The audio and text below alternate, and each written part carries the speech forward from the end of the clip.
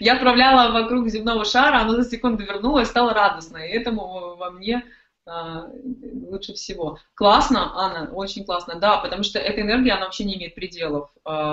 И вот здесь классно такое сравнение вокруг земного шара. Вот представляешь, где-то сидит мужчина твой, да, ну или вот кто-то тоже из девчонок, кто еще без мужчины, сидит он там на противоположной стороне земного шара и ждет, когда этот магнит заработает, когда она его притянет. И вот знаете, как это работает? Вот она просто включает этот магнит, вот он целый день может ходить и с этим включенным магнитом именно на него, на одного, пожалуйста, вас прошу акцентировать это внимание, не на всех, а на него, вот на того, кого она знает, да, как она его привлекает,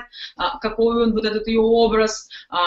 не кем-то наговоренный, не кем-то придуманный, не какими-то журналами или бабушкой и мамой, а то, как она сама его видит, но об этом мы еще тоже попозже поговорим. Так вот, она вот так посылает этот магнит свой через весь земной шар, и вдруг он такой сидит там в какой-то стране, и такой, ой, нужно срочно поехать в Россию, там, в Москву, там, или Екатеринбург, кто откуда, да, поехать, вот оно там, или какая-то судьба его просто приводит, и вот вы даже можете порой не знать, откуда он пришел на самом деле. Ходил тут в соседней пятерочке, покупал какие-нибудь там помидорки, огурики, там, и решил водочки выпить, а тут вы,